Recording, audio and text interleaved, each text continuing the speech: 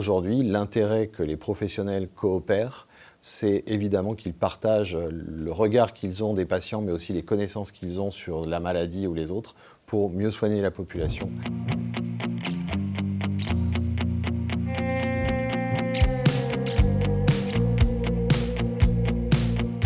Le rôle de l'AIUF, c'est de représenter les URPS dans leur interprofessionnalité, c'est-à-dire la coopération entre les professionnels de santé qu'on représente. La création de l'AIUF s'est faite en 2017 à la suite d'une création qui avait été faite par l'État de fédération des URPS. Cette fédération des URPS avait pour but de représenter l'interprofessionnalité, voulait aussi avoir une représentation interprofessionnelle. Cette représentation interprofessionnelle a fonctionné entre 2010 et 2013. En 2017, les 10 URPS non médecins d'Île-de-France a souhaité en fait créer une association reprenant les principes de cette fédération.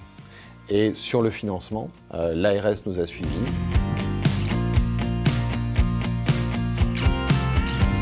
Les valeurs communes des URPS, c'est des valeurs qui représentent nos valeurs de professionnels de santé, tous issus du serment d'Hippocrate, puisqu'en fait le Code de la santé publique reprend ces valeurs de respect, d'altruisme, d'empathie, de travailler ensemble, de respect de soi et des autres.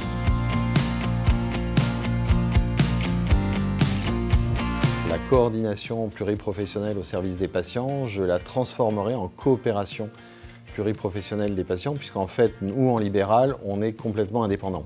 La coordination implique une organisation et donc des liens de dépendance ou de hiérarchie entre les uns et les autres. Alors que la coopération se fait dans le monde libéral naturellement autour du patient, mais autour des valeurs communes. Donc aujourd'hui, l'intérêt que les professionnels coopèrent, c'est évidemment qu'ils partagent le regard qu'ils ont des patients, mais aussi les connaissances qu'ils ont sur la maladie ou les autres, pour mieux soigner la population et mieux être en capacité, évidemment, de se partager aussi le travail.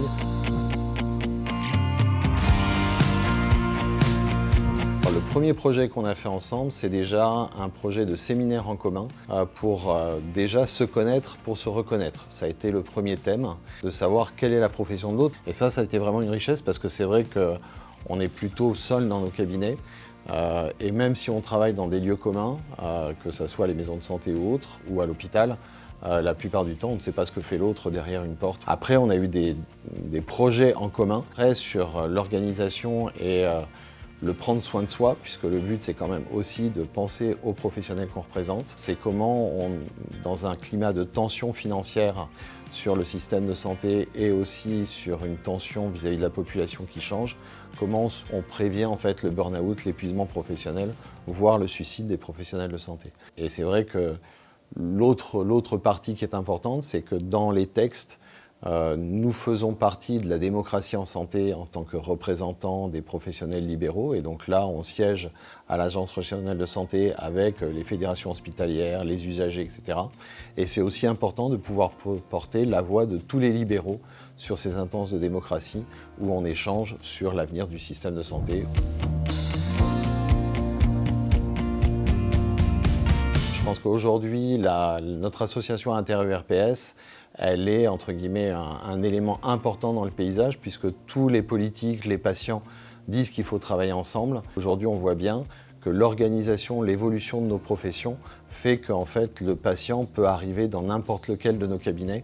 Et si on ne veut pas qu'il soit en errance thérapeutique, il faut qu'on puisse l'orienter au sein de ce système, alors que là, toutes les professions de santé sont actrices de ce parcours et actrices de cette interprofessionnalité.